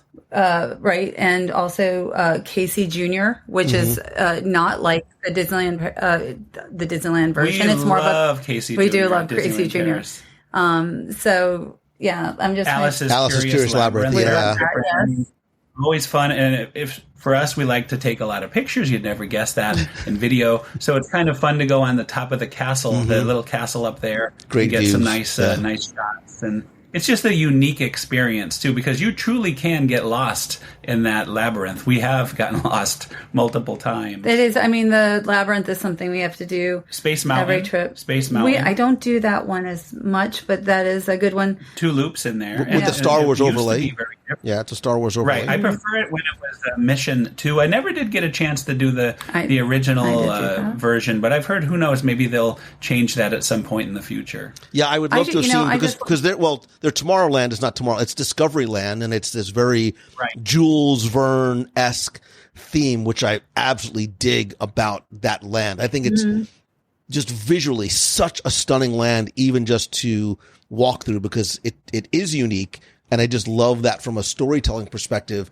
Yes, there's IP in there, but just sort of on its face, you see the golds and the reds and the different colors and the giant, balloon and the Hyperion Theater, which, an underutilized space, I think, to a certain degree. But I think you're right. Phantom Manor is the best of the best. I think Alice's Curious Labyrinth should never be overlooked. It is a whimsical walk-through maze with that little Queen of Hearts castle, which offers some unique views. We talked about Big Thunder Mountain. I am surprised. I was serving you up the softball, and the fact that you did not mention the dragon under Sleeping Beauty Castle. I was going to, as you mentioned Castle, I was going to say. It is the best Speaking of the best. It is this massive, lifelike dragon in this dark immersive. Like when I took my daughter, the poor kid, that's all she wanted to see, and it was closed. Fortunately, when we went back this time, I think we went back on this trip, and we were there, I think, for maybe 5 days. We probably went to see that dragon, I kid you not, no less than 10 times. Watching it from the ground floor or watching it from up on the second level and getting a different view. It's very simple. And honestly, just Beauty display and on the second floor. I was just going to mention that, actually, the Sleeping Beauty gallery upstairs. Right. And then, you walk out and you see Fantasyland. And that's something also with the Queen's Castle over at the maze, where you can see, views of Fantasyland. And let's talk about Storybook Land, which is currently being refurbished, which is very much needed. But I think that'll be very nice when that reopens. But Small World. Yeah, the Small World is very different. One of my favorite Small Worlds. I think it is my favorite of the Small Worlds. But I just like to walk around the parks. Right. I love the shows. The park Adventure Isle, an attraction itself. Right. Yeah. Yes. Oh my gosh. Yeah. I mean, that's just amazing. You can go up to the Swiss Family Treehouse, and sometimes you can see the Eiffel Tower. Yeah, do you know, Lou, if there's a certain spot at the very top of the treehouse that you can take a picture of the Eiffel Tower from inside the park? So it's pretty awesome. On a clear day. Wow. Yeah. That's, when I see you next in person, I'll show you exactly where to go. But I don't know, like, if you're on the Eiffel Tower, can you take a picture of the Swiss Family Treehouse? Of course. Wow. We could do one. How would you do that? If you can do one from both sides, there you go. You got to connect the dots. I like, there's so many sort of little, what I like about this park is and this could almost be a separate show altogether. There's so many little fun, secret, like mini adventure. Like I love the little, Aladdin's Enchanted Passage. Yeah. That little sort of walkthrough with the very detailed dioramas. I've missed it every time, and this time it finally was open. The Mysteries of the Nautilus, where this little walkthrough attraction through the 20,000 Leagues Under the Sea. You walk through Captain Nemo's sub. It's relatively simple. It's relatively short, but I took so much time, like walking through there and just taking it all in. And there's little sort of mini vignette shows that happen through one of the portholes. But it's one of those things that I like the dragon, the Sleeping Beauty castle on the second floor, the walkways. Some of those little things were some of the biggest highlights for me that are, unique to that park. which is the Disneyland Railroad loop. Oh yeah, Have the you taken railroad's really good That's too. wonderful. Yeah. You know, it's so, when I discovered by accident, like that hidden pathway from Main Street, from the Liberty Arcade, which I love. I agree with you 1,000%. I love the Liberty Arcade. You exit the Liberty Arcade and you hang a left and there's this like secret path to Frontierland. It was like I discovered fire. Like nobody else in the park. You can almost, yeah. You can actually go all the way from the Disneyland Hotel. If you're staying at the Disneyland Hotel and it's pouring rain, you can get from your room all the way to right almost where Phantom Manor is without getting a drop of rain on you just by following all those internal paths. It's really wonderful. They really designed the parks really well. And it used to be where you could even go further into all the way into Fantasyland to Pirates. But one of those areas turned into Agrabah. Right. But if that's what we heard. If that was still open, I don't remember that myself. Yeah. And I think, but anyway, it's amazing. They really designed that park for rain. Yeah. You know, it's very well designed for getting around in inclement weather. It's too bad. I mean, and snow, whatever. I mean, we have rain here all the time. We should have that. Right, too. but it's only like in the summer at 3:00, and then it's just hot and it's more hot and more humid. But I think like the attractions aren't the only attractions. I think Disneyland Paris, and I really sort of took my time, a lot of time by myself on this trip, to find those secrets and hidden gems, like the little like Arboretum and the arcade and the sounds on Main Street and the phone in the deli. And like you can spend so much time just on Main Street going like the glass dome in Harrington's and the glass dome in the Emporium with all of the stained glass little portraits of famous inventors. Like I'm like, everybody stop what you like, look up, look what you're missing. Like this is incredible. And there's a lot of that through the park. I spent like an entire day just filming. I haven't put the video together yet, like just filming some of those secrets. Like on the castle spires, there's a little secret crawling up the castle spires that, it's a tiny little detail, but I think is so fun. There's the old mill, right, from the 1937 animated feature. We talked about, Mr. Toad's, the Mr. Toad's restaurant is, again, if you love that. And I won't tell you where it is, but when you find Mr. Fredricksen and Russell from Up, like you feel like you hit the lottery, right? Because you don't expect it there where you see it. But I love that, right? I love Wally and Eve in Discoveryland and some of those little, like when I found, I was just sort of wandering through Adventureland and inside that one area by the restrooms there, that the genie wall and the Tales of the Arabian Nights in there, like.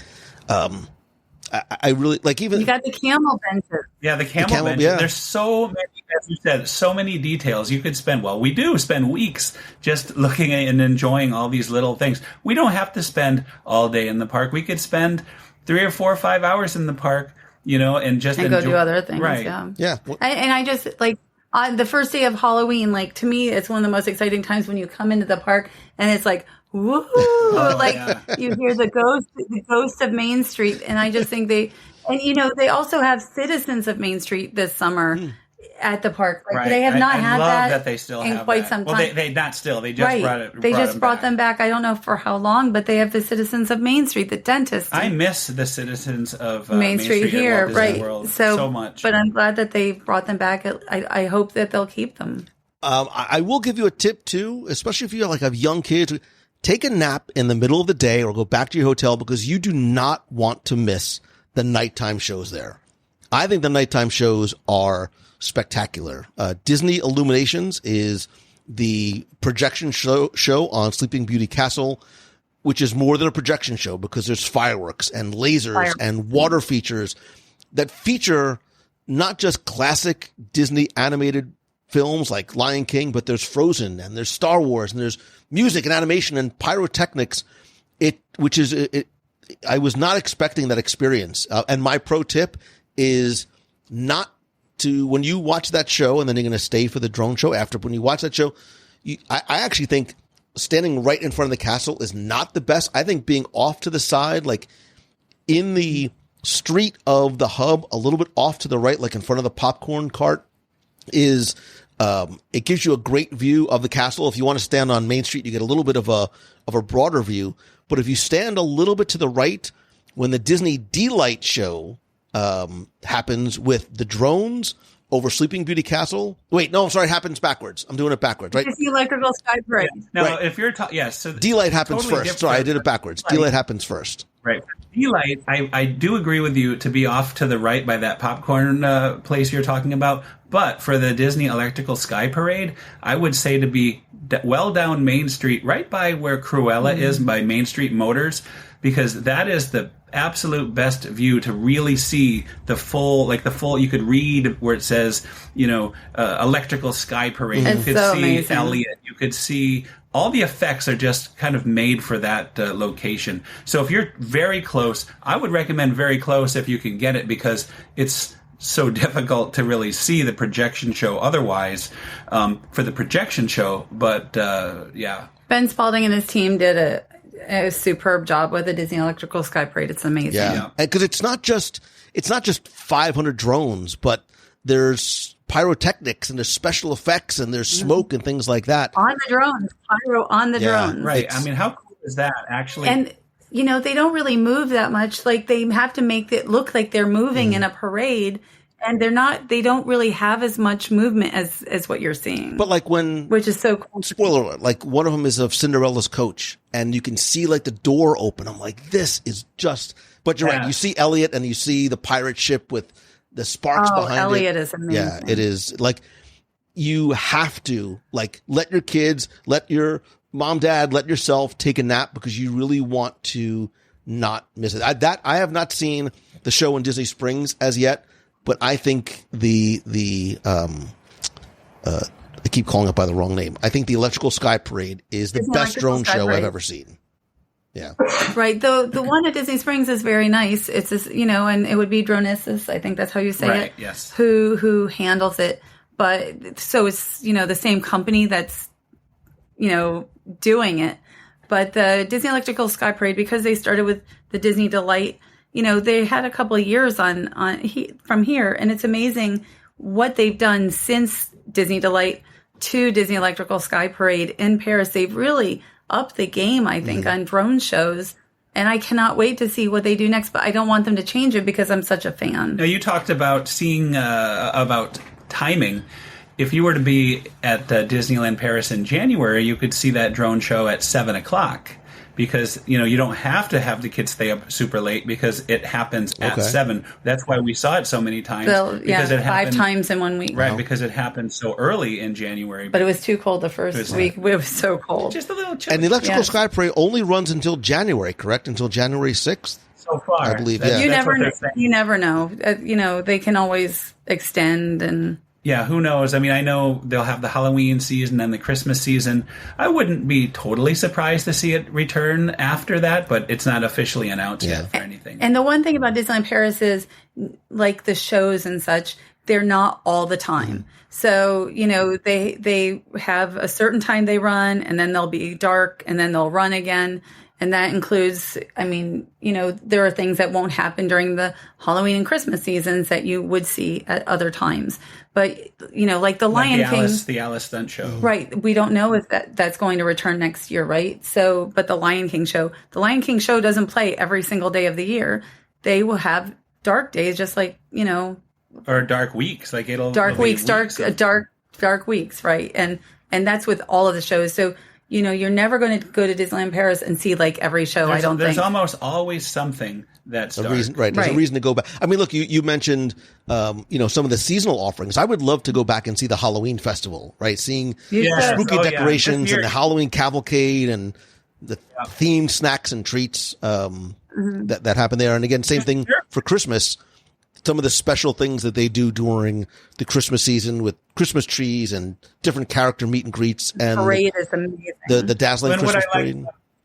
the Halloween season is everything is included with your day ticket, so you don't have to buy a special party ticket to enjoy Halloween or Christmas. We have tickets to 2 parties here at Walt Disney World, and we're hopeful to get Oogie Boogie Bash tickets going on sale for us Wednesday. But if we lived in Disneyland Paris, it's all included. But California is like a hybrid. I mean, you get so much in both parks for Halloween. So you don't have to go to Oogie Boogie Bash to get a really great Halloween experience. So Disneyland Paris, there is no parties anymore. They had a couple parties a year, but they're not having that. Halloween soiree, I think they stopped all those. They stopped those a couple years ago. Here it is like your only Halloween is really the party. But that's great to know, right? That you don't need to get, they're all different. Right? You don't need to get nor pay for an additional ticket when you go. Same for Christmas. I mean, you could see that Christmas parade every day, multiple times. Yeah. Santa Claus or Père Noël, I should say, to meet and everything. Yeah, and that's one of the things that's nice too. Is the park is there's always something different, and we should sort of talk about that too. We alluded to earlier how Disney Village is undergoing a refresh, as is in a very big way the Studios Park, which is going to be rebranded as Adventure World. So start making your plans to go, and then start thinking about going back, because Adventure World is going to be a massive expansion that's going to include the world of Frozen and Arendelle and the North Mountain. That's going to have attractions and dining and entertainment. Adventure Bay is going to be this dynamic entertainment venue with this picturesque 360-degree fountains, lights, etc. A Tangled attraction, a new park entrance, expansion on some of the worlds of Pixar and Marvel, and new dining experiences too. So I think, and I want to hear your thoughts about Adventure World and what this represents, but it really seems like it is going to be not just more expansive offerings, but what appears to be cutting edge technology and a lot more immersive storytelling as well. Well, the Disney Adventure World is going to be very similar, I know, to Hong Kong, except they're not going to have this, what is it called, the sleighs. That roller coaster. But just as an overview, I mean, the whole main entrance plaza is changing. And then I actually can't wait for it. I mean, I think it's going to be a game changer for what's currently Walt Disney Studios Park. It will become Disney Adventure World once World of Frozen opens. And there'll be other worlds added in the future as well. Yeah, there's supposed to be, I'm hoping they'll announce it at D23 this year, what we're going to, find. But I just think it's such a, when I first went to Walt Disney Studios Park was 2002. And it was such a little park. There was no Tower of Terror. There was no Ratatouille. There was half the park that is there at this time or less. So just the expansion, I just think it's going to so much change that park and make it such a park that people are going to want to go visit. Like Disney's California Adventure. I mean, when that had its big expansion, Radiator Springs and everything, very similar. Yeah, and even adding or Hong Kong, right? Even adding some of the enhancements to things that are there, like at the Worldwide Engineering Brigade building. There's going to be some nighttime stuff that's going to go on. So it really is a park-wide expansion, which I'm very, very curious to see. Yeah, very, very, very needed. Yeah, very needed. Yeah, absolutely. And especially with more dining as well, because there's there's a very nice restaurant, I think. Right, also. I can't think of the name of it. It reminded me of Carthay in a way. That it looks like it'll be their Carthay. It's not like that. It's it almost looks like a metro entrance. And it's going to be a princess dining experience that's on the water. Right. Princess. I just think having that lake, it's going to make a very kinetic, I think, experience, especially if they have the shows. And like, I didn't even look at this beforehand because I wrote so much about it a few months ago. Shows ourselves on. Right. But just the promenade, to be able to walk that promenade, it is going to be a Tangled spinner ride. I know not everybody's, people are so down on spinner rides. I don't mind a spinner ride. We like the teacups. We like, You like Crush's Coaster? Not everything's an e-ticket. Yeah. So I Crush's Coaster? I like Crush. Now we're talking. Yeah, I like Crush's Coaster. Yeah, Crush's Coaster is awesome. But it also crushes my feet every time I try to get in. Crush is the key word in that. Crushes. I ride it less now because we have Guardians of the Galaxy Cosmic Rewind here. And it has that same spinny type motion. And I think it's without us getting crushed. Right. Literally. What you don't have to, it actually stops for you to get in. Where, in Paris, it doesn't. You have to sort of race into it and hope that when you, put your stuff down really quick and bring, that you don't hurt yourself. The older you get, the less forgiving. It's a lot easier if you don't. It's part of the stuff. adventure, right? It's part of the adventure. Yeah. Yes. But yeah, that's very exciting. Very exciting, that whole redo. Yeah. The whole thing is very exciting for me. Is there anything that we missed, right? We're looking at really, like I said, from a first-timer's perspective. Any other tips in your professional Disneyland Paris adventurer opinion? Anything other sort of tips? Have you done the panoramique balloon? Yeah, we do enjoy I that. have not. The balloon is I have not. It's a great view of great overview. Again, we like taking pictures and video. You'd never guess that, but you can see so much from up there. It's really nice, and it's with your annual pass. It's very reasonable. Right. I think probably for a hotel guest, you get a good. That's in Disney Village, again, steps away from the hotels. It's like the balloon in Disney Springs, right? Similar to the balloon in Disney Springs. I will say also for food and everything. So let's say you have a little time at Disneyland Paris, but you just want to do something different. Even Pret a Manger has really reasonable price sandwiches over at the train station. And also it's only one stop away to get to the Val d'Europe area. That's where we stay. It doesn't take long to get there. They have many nice restaurants. There's wonderful restaurants. You have like this huge mall, indoor, outdoor.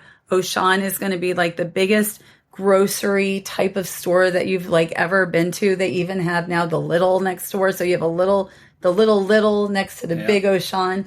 And you could just stay in the train and go to Paris. Mm-hmm. Or you can do that too. Like you can do all of it. Yeah. My family, we've done that too. They were, just go for the morning. My wife and two kids felt very comfortable. Again, walking into Disney Village, going onto the train, going into Paris for the day and coming back at night. It was very simple. It was very safe. They had no issues doing it and very easy to navigate. None of them speaking French at all. And that's one of the things you mentioned too. You don't have to worry, I think, about the language barrier. I never had any issues, both in Paris and certainly in Disneyland Paris, communicating with any of the cast members.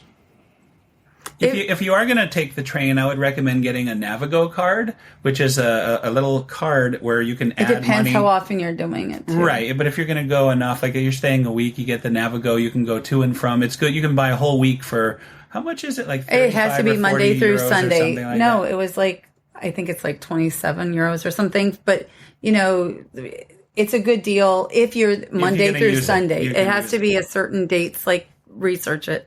But I was going to say, like, if you get sick, I think they have doctors that will come to your room. But also, again, at that Val d'Europe station, one station away, there's a pharmacy, there's doctors, I think there's dentists. It's like a whole little town area. So if you're needing, that type of a thing. Over the years, we've had to use most of those. Yeah, we've been to, I go to the pharmacy every trip for something. And so also that's where the post office is. There was a time the post office was at the for many years at the Marne-la-Vallée station, but it's, you can get to a post office in Val d'Europe. Yeah. It's very, like I said, whether you're going just from the airport to Disneyland Paris, or if you want to venture out from Disneyland Paris and go see it, it is very easy, comfortable, and safe to do. I think the thing that I would say in terms of going to the park for the first time is, I think, like a fine French wine or croissant or baguette, you should sip and savor this park. And what I mean is you should really take your time and slow down. Like, this is not a park that I feel is meant to be sort of approached, quote unquote, commando style. Like, I think about like Animal Kingdom, right? You're supposed to slow down. You're supposed to explore. Like, when you see that castle, which I think is the most beautiful and spectacular castle of any of the parks, walk around it and appreciate its beauty from every single angle, because every perspective offers unique photo opportunities and details, whether it's the front gate, the dragon, the square. And I love the little detail of the way some of the trees are trimmed, like you see in the original, like, Sleeping Beauty paintings. But if you go to the other side, you've got like these beautiful rose gardens and these incredible sort of sweeping views of the castle, which are spectacular. You talked about both the Liberty and the Discovery arcades, the two on either sides of Main Street. Some of the little hidden corners of Fantasyland, Adventure Isle, you could spend hours and you should, just letting yourself get relatively lost and appreciate the architecture and look for some of those small little details, because I think that really is part of where this park and resort as a whole really, really does shine. All right, I'm going to throw a curveball at you. Okay. Denise has one. Can I just say one thing? Because you mentioned trees. To me, the horticulture at Disneyland Paris is second to none. Like if you go to Phantom Manor and look at those trees, those weepy looking trees, or go onto onto Casey Jr. and you're going through like a forest. Like there's so many. They really think about even Cars Road Trip, which you may not like. It's not the best attraction in the world, but you do get your fire and your water. But they, there's like, I forget how many trees and stuff they have, but, they bring trees in from all over Europe. They really think about their horticulture. And I think that also is something to me to celebrate about Disneyland Paris. Right. And I want to agree with what you said. Definitely, I agree about taking your time. It's not a park for a commando. 100%. Just really savor this park. And I agree. Denise, great point about the horticulture. I absolutely appreciate that as well. All right. So I didn't tell you this ahead of time, but it's time for insert sound effect here, lightning round. I'm going to give you super quick, super fast answers that you are woefully unprepared for, but you're not, because these are super easy. How many days do you think a first-timer needs at Disneyland Paris? At least 4. I would say 4. You have to define it. Are they a big, huge Disney fan like us, or a casual for fan? Somebody who's a big Disney fan? At least 4. Like, to me, that would be for just the one park. See, look at this. He asked a quick answer. No, that's okay. I want a complete answer though. I think you can see a lot of what you want to see in 4 days. Right. Yeah. But I mean, take the week if you want. We go for 2 or 3 weeks. So a week is very nice if you have that amount of time, and then you can go into Disneyland, into Paris and stuff. It's not like there's no lack of things to do nearby. Yeah. I think if you're going only to Disneyland Paris, meaning Disneyland Paris, the studios and the village, and maybe want to see some of the hotels, I think you're right. 3-4 days is enough. I think once Adventure Park opens, that's obviously going to expand much farther. Best restaurant on property? Brasserie Rosalie. Yeah, agreed. Favorite hotel? Probably right now the Hotel New York. Next in Newport. At Disneyland Paris, but we don't stay at Disneyland Paris. I actually like our hotel better. Yeah, we like our hotels. We like our hotel in Sarah's better.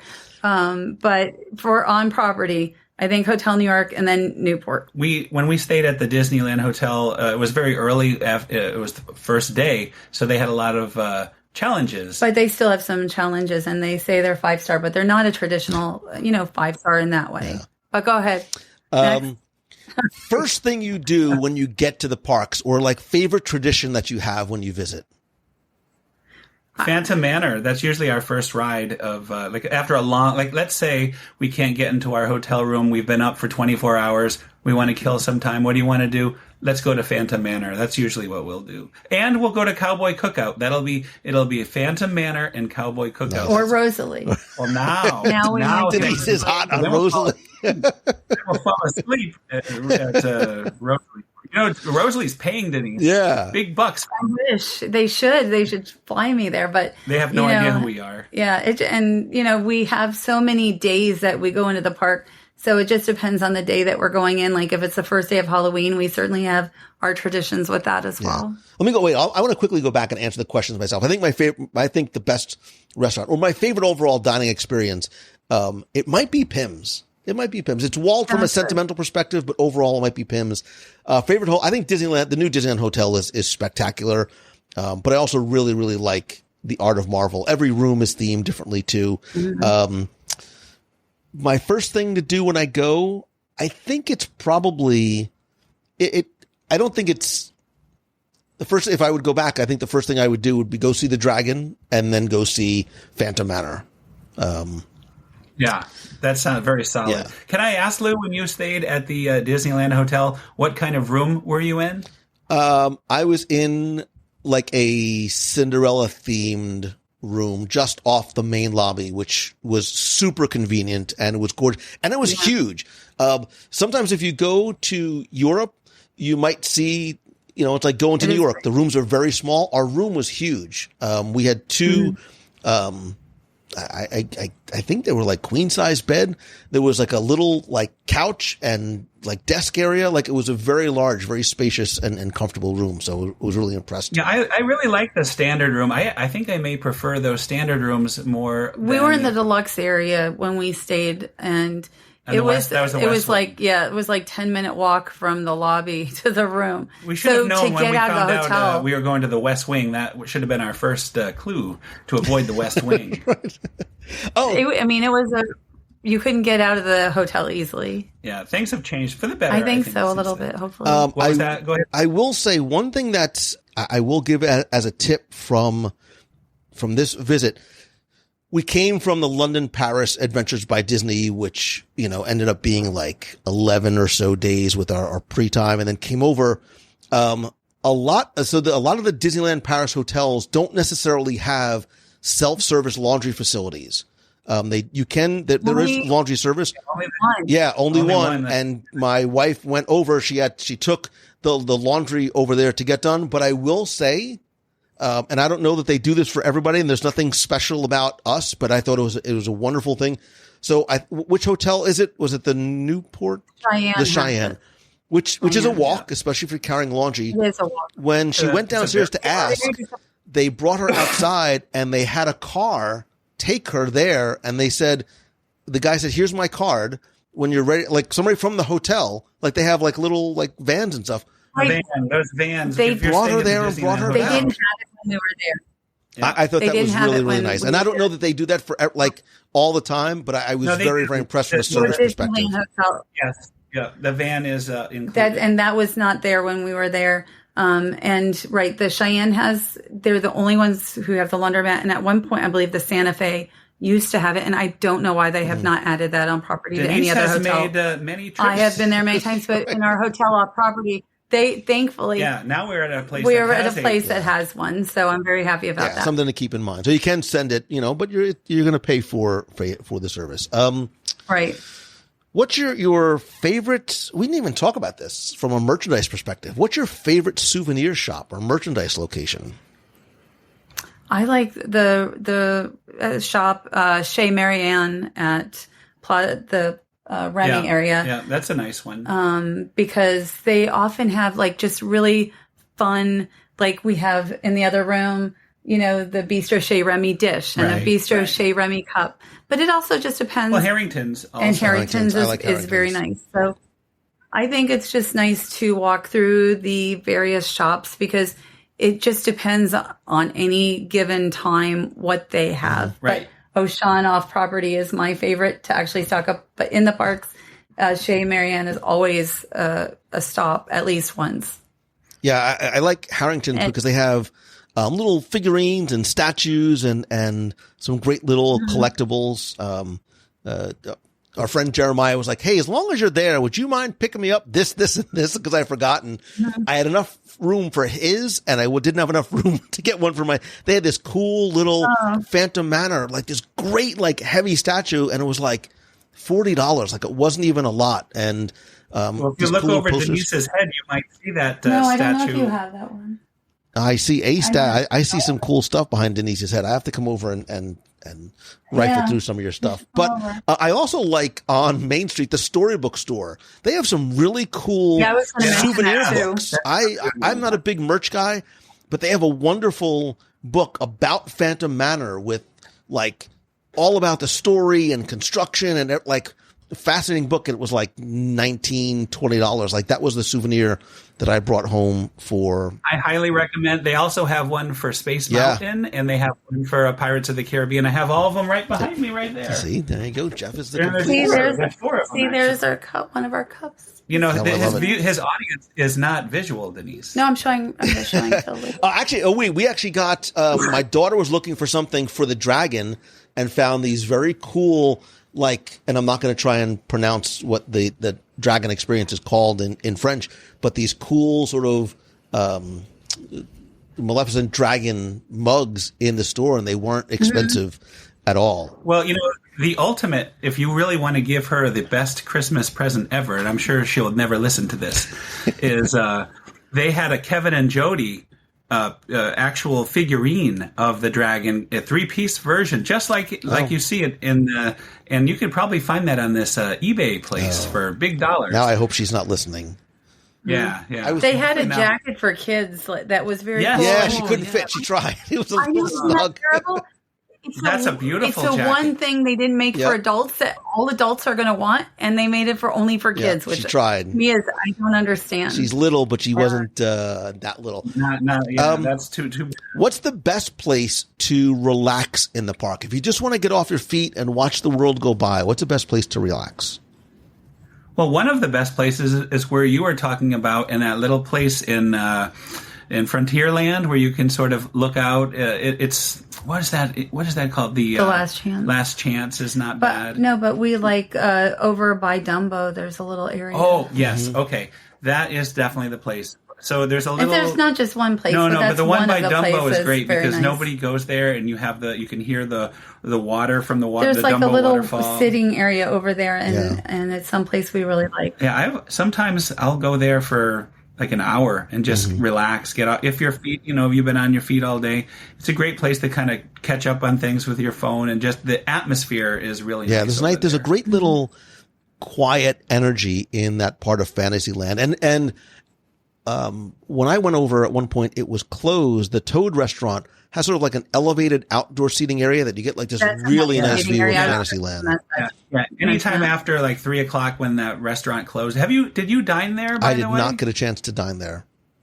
Yeah, it's great to look around at all the, if you go inside, it's really, really pretty with all the Mr. Toad things. But the food, I would say, is not the finest. Yeah. So it's more of a visual dining for me there. Yeah, I think, we were talking earlier, it's for some of the dining experiences, it's more about the experience than it is the dining, right? It's Definitely about the place than it is the food. All right, a couple more very quick ones. Favorite themed land? Favorite land in the parks? Frontierland, probably. Yeah, I would agree. I would agree with that. Frontierland or Discoveryland, I think. Discoveryland's probably my second favorite. But, there's Phantom Manor exists in Frontierland. I just think Frontierland overall is the place I spend the most time. And at night is very nice. And during Halloween, Frontierland is very pretty. All right, a couple more quick ones. Favorite Disney movie represented in the parks? Ratatouille. Yeah, you stole that. How did you steal that from me? I'm going to say I'll go with 20,000 Leagues Under the Sea. Well, maybe if we go back to the 70s to Walt Disney World, you would be very happy. Because that was a wonderful attraction. You guys, you take so many photos and amazing videos. What's the most photogenic spot? Like, what's the picture that you can't miss, or maybe people don't even think about going to see? I just think there's too many. I mean, there's the whole park, in the main park. I'm not talking about Walt Disney Studio. I love the Remy. Why can't the place to Remy?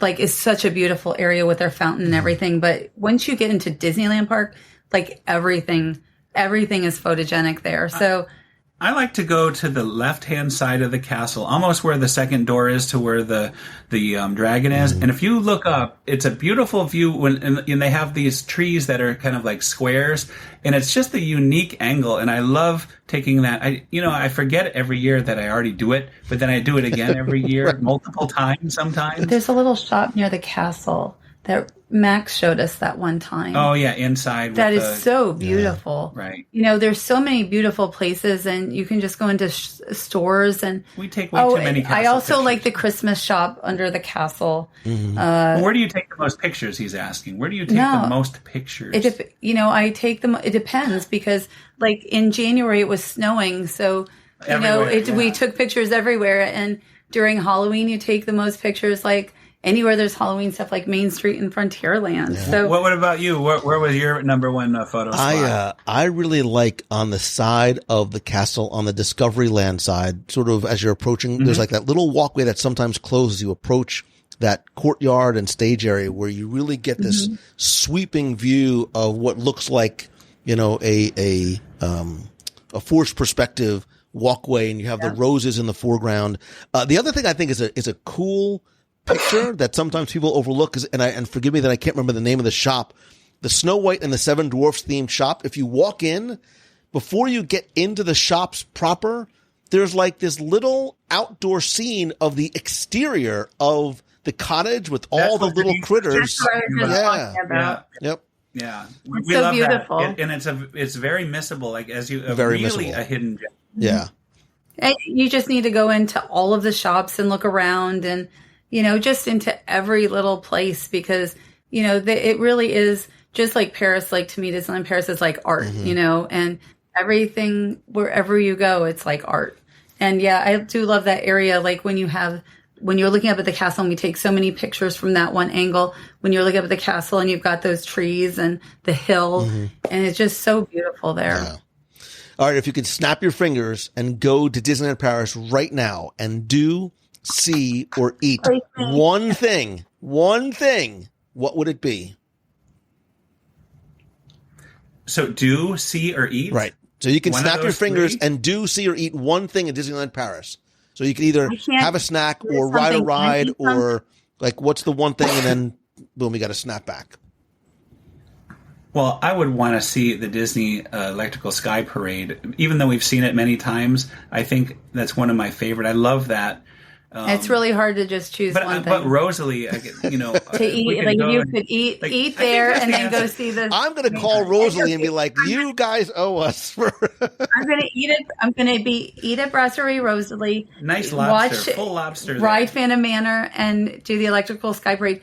When we got there in January, this past January, it snowed like the day we arrived. And so the next day we had a winter wonderland, and we went to Rosalie for the first time that day. And I remember sitting in Rosalie and saying, if this was the only one day that we had here, it would have been a success. It would have been happy. And we had to go home. It would have been the perfect day because, we had snow. We got to do some rides, not too many because they're not all open.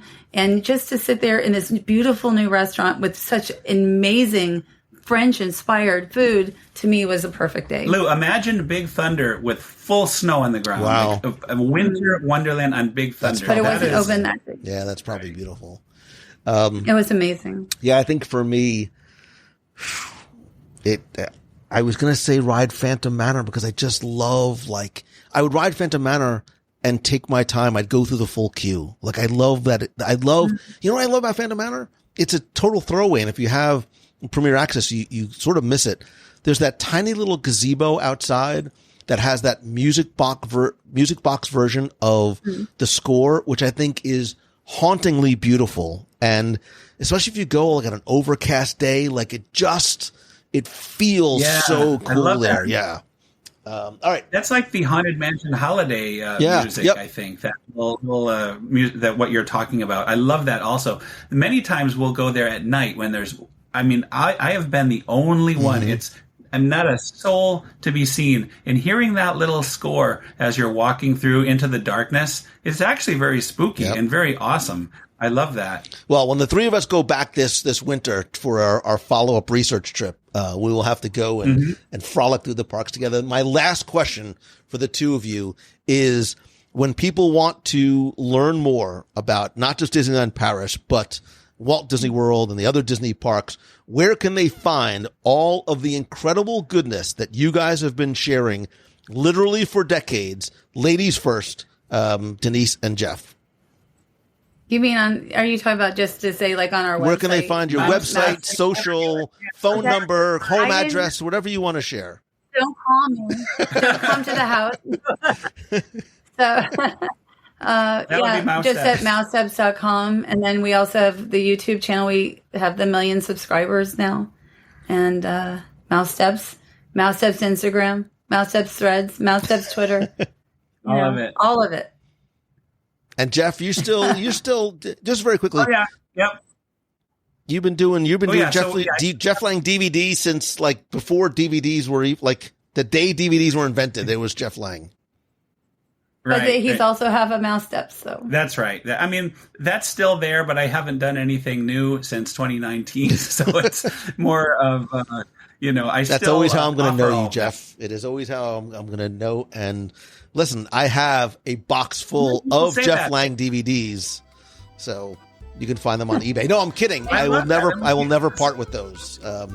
But guys, you not just do amazing work here in Walt Disney World, but thank you so much for spending so much time sharing your insight and your experience on Disneyland Paris. What I'm going to do is I'm going to direct you who is listening. If you have any other questions, if you have any other comments, I'll put a link to this week's show over in the Clubhouse, where I invite you to come be part of the community and conversation at wdwradio.com/clubhouse. I will tag Jeff and Denise and Mouse Steps, and they can pop in and answer some questions as well. Or you can call the voicemail at 407-900-9391. That's 407-900-WDW1, and either share your thoughts or your questions about Disneyland Paris, and we will certainly answer them again on hopefully not just an upcoming episode, but an upcoming return trip to Disneyland. Actually, we're going next year. We're doing our Adventures by Disney River Cruise to the Seine, which ends up in Paris. Guess where we're going to add on a couple of days as well, so I can't wait to see it next year. Great. That's awesome. Yeah. That sounds great. So, Denise and Jeff, thank you guys so very much. I was going to throw you one last question. Where would you eat? But I know the answer is going to be, everything's going to be Rosalie. Yeah, that's where Rosalie. Rosalie is like, I think you should the third theme park for you. If anyone is still listening after all this, they should win a bushel of bananas, I think. That's a special bonus. Go get your charger.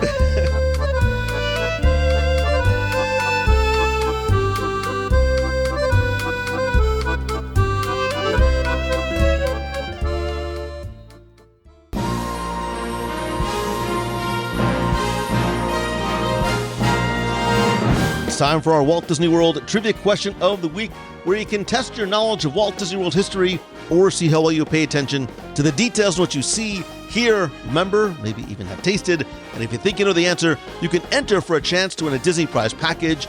And this week's trivia contest is once again brought to you by you. Because when you become a member of the WDW Radio Nation, you not only become an important part of every episode of the show and live show and community, but you literally help bring every episode of the show to life. And for as little as $1 per month, you can also unlock exclusive rewards like monthly scavenger hunts, group video calls, private community access, and monthly surprise care packages at certain levels. Plus, your contribution helps our Dream Team project, which sends children with life-threatening illnesses to Walt Disney World through Make-A-Wish. And thanks to your incredible generosity, we've raised more than $500,000. So please help join us in making magic happen, not just here on the show, but more importantly, through and for Make-A-Wish. And I am truly just so grateful to and for you for your love, support, friendship, and help. And I love being able to give back to you each and every month. I want to thank some new and longtime members of the Nation family, including Deborah Crawford, Peggy Fisher, C. Carano, Dan Carthon, Ellie Bolland, and Kay Fujimura. And if you want to learn more and become a member of the Nation, you can please visit wdwradio.com/support. Now, before we get to this week's trivia contest question, let's go back, review last week's, and select our winner.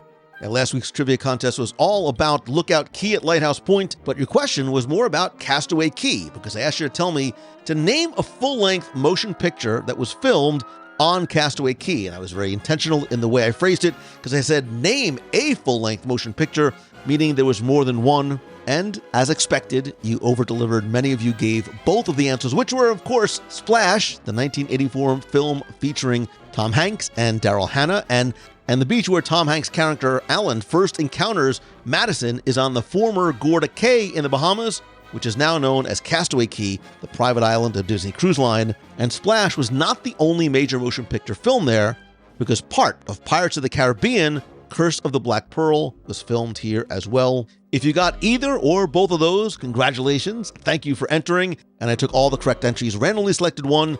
And last week, you were playing for not just the WDW Radio 3D keychain, the stickers, the pin, but a mystery item that I bought for you from Lookout Key at Lighthouse Point.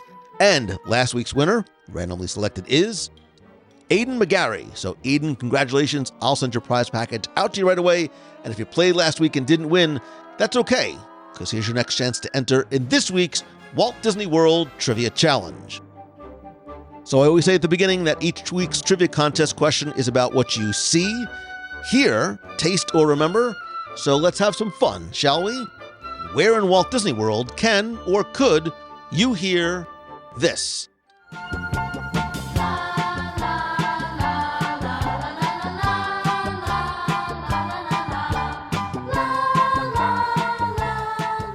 think you know the answer?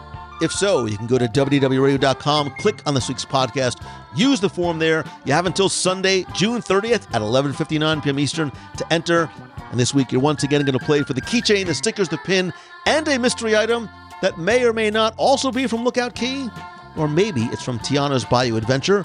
Also, stay tuned to my Instagram this week because I'm going to have other giveaways where you can enter for a chance to win items from Lookout Key and or Tiana's Bayou Adventure. So stay tuned. Instagram.com/Lou Mongello. But for now, good luck and have fun.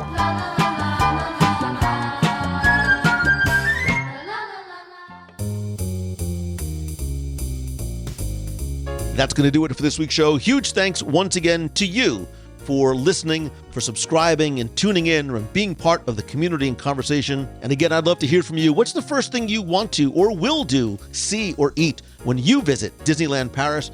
Come be part of the community and conversation over in the clubhouse at wdwradio.com/clubhouse. It's fun, it's friendly, it's family friendly, and very, very welcoming. And don't forget to join me this and every Wednesday night for WDW Radio Live, where you can be part of the conversation as I broadcast live on Facebook and YouTube over at wdwradiolive.com, or just search for WDW Radio. Of course, as much as I love connecting with you online, I still believe that nothing beats a handshake and a hug, so check out our events page for in-person events. I'll be announcing our next meet of the month in Walt Disney World very, very soon, as well as our upcoming cruises this October on the Disney Magic, with a visit to Lookout Key at Lighthouse Point and Castaway Key. It's a Halloween on the High Seas cruise. In February, we'll be cruising together on the Disney Treasure, and later that year on the Seine for a WDW Radio Adventures by Disney River Cruise, and over the summer, one of my favorite Adventures by Disney to Hollywood and Southern California. Again, you can learn more and get a free no-obligation quote from our friends over at Mousefan Travel by visiting wdwradio.com and clicking on the events tab there.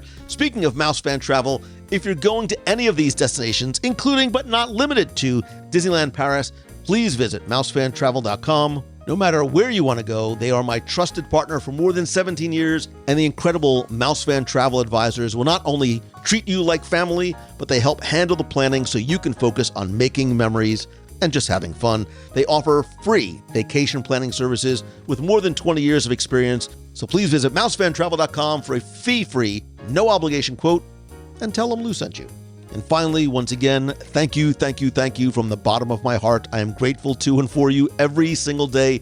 None of this happens without you, and I just want you to know how much I appreciate you. Whether you are an active part of the community, whether you've just started listening, or you've been listening for nearly 20 years, please know that you are appreciated. And if there's ever anything that I can do to help you, please reach out and let me know. Visit LouMongello.com, where you can download my free Mindset Mastery Guide, purchase my new Blueprint for Solopreneur Success course for just $7, learn more about my Momentum Weekend Workshop this September in Walt Disney World, or find out how I can help if you're looking for a keynote speaker for your event, conference, or to your business or school, as I share lessons learned from the Disney parks on customer service, leadership, and experience. Again, you can find everything over at wdwradio.com. I hope that you have an amazing week this week. Let kindness and positivity always be your compass. Choose the good and let it guide your choices. And have a great day and even better tomorrow.